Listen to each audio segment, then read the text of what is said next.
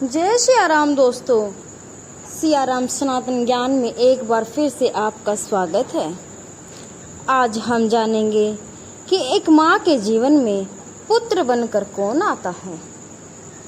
तो दोस्तों, वीडियो शुरू करने से पहले अगर आपने चैनल को सब्सक्राइब नहीं किया तो चैनल को सब्सक्राइब जरूर कर लीजिएगा। शास्त्रों में कहा गया है, पुत्र भाग्य से नहीं कर्मों के गहरे बंधन से जन्म लेता है। यानी हर माँ को पुत्र मिल जाए ऐसा जरूरी नहीं, लेकिन जिस माँ को पुत्र मिलता है उसके पीछे छुपा होता है एक अधूरा कर्ज, एक अधूरा प्रेम या फिर ईश्वर की कोई एक गुप्त योजना। पर क्या आपने कभी सोचा है कि आपकी गोद में खेल रहा वह छोटा सा बच्चा आखिर कौन है? क्या वह सिर्फ आपका बेटा है या फिर पिछले जन्म का कोई रिश्ता जो आज फिर से लौट आया है? आज इसकी गहन और रहस्यमयी चर्चा में हम जानेंगे कि एक माँ के जीवन में पुत्र का वास्तविक अर्थ क्या होता है।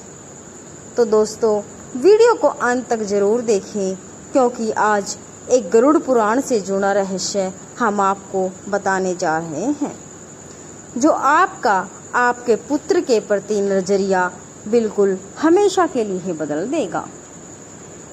सनातन धर्म में पुत्र शब्द का अर्थ सिर्फ बेटा नहीं होता। पु का अर्थ है नरक और त्रय का अर्थ है बचाने वाला। यानी पुत्र वह है जो अपने माता पिता को नरक से बचाता है। लेकिन सवाल यह है कि वह यह कैसे करता है और क्यों वही आत्मा उस माँ के घर जन्म लेती है। शास्त्रों के अनुसार इस संसार में कोई भी रिश्ता यूं नहीं बनता। हर संबंध के पीछे होता है ऋण अनुबंधन, यानी पिछले जन्मों का लेन देन। जब कोई आत्मा पुत्र बनकर माँ के जीवन में आती है तो उसके पीछे 3 मुख्य कारण होते हैं। एक, अधूरा कर्ज चुकाने के लिए। कभी कभी पिछले जन्म में माँ और उस आत्मा के बीच कोई कर्ज बाकी रह जाता है। वह आत्मा पुत्र बनकर आती है ताकि उस आड़ को पूरा कर सके। हो सकता है वह माँ की सेवा करे, उसे सहारा दे या फिर कठिन समय में उसकी ताकत बने। नंबर 2, अधूरा प्रेम। कई बार वह आत्मा कोई पुराना संबंध होती है, पति, भाई या कोई बहुत प्रिय व्यक्ति जिसका प्रेम अधूरा रह गया था। वह फिर से जन्म लेती है, इस बार पुत्र बनकर, ताकि उस प्रेम को पूरा कर सके। नंबर 3, कर्मों का फल, परीक्षा या पुरस्कार। गरुड़ पुराण के अनुसार पुत्र कभी कभी पुरस्कार भी होता है और कभी परीक्षा भी। अगर माँ ने पिछले जन्म में अच्छे कर्म किए हैं तो उसे एक संस्कारी आज्ञाकारी पुत्र मिलता है।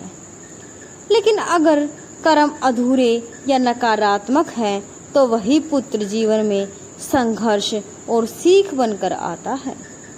माँ और पुत्र का अद्भुत संबंध, एक माँ और पुत्र का रिश्ता इस दुनिया के सबसे गहरे रिश्तों में से एक है। जब एक माँ अपने पुत्र को जन्म देती है तो सिर्फ शरीर नहीं बनता, एक आत्मिक बंधन बनता है। शास्त्र कहते हैं, माँ के हृदय का एक अंश पुत्र के रूप में बाहर आ जाता है। यही कारण है कि माँ अपने पुत्र का दर्द बिना बोले समझ जाती है।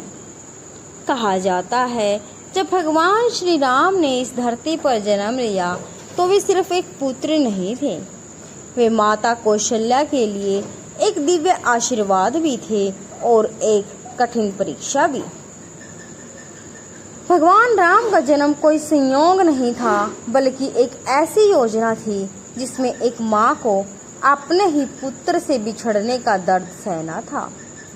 वनवास के समय माता कौशल्या का हृदय टूट रहा था, लेकिन फिर भी उन्होंने अपने पुत्र को रोका नहीं, क्योंकि उनके लिए ममता से ऊपर धर्म था। अब जरा सोचिए अगर भगवान श्री राम भी एक माँ के जीवन में कर्मों और उद्देश्य के साथ आते हैं तो आपका पुत्र सिर्फ एक साधारण रिश्ता कैसे हो सकता है। यही एक सच्ची माँ का कर्तव्य है, पुत्र को केवल जन्म देना नहीं बल्कि उसे सही और धर्म के मार्ग पर चलाना। पुत्र का धर्म क्या है? शास्त्रों में कहा गया है कि एक सच्चा पुत्र वही है जो माता पिता का सम्मान करे, उनके बुढ़ापे में उनका सहारा बने, सपनों को पूरा करे और सबसे महत्वपूर्ण उनके कर्मों को आगे बढ़ाए। गरुड़ पुराण में एक अत्यंत गहरा रहस्य बताया गया है।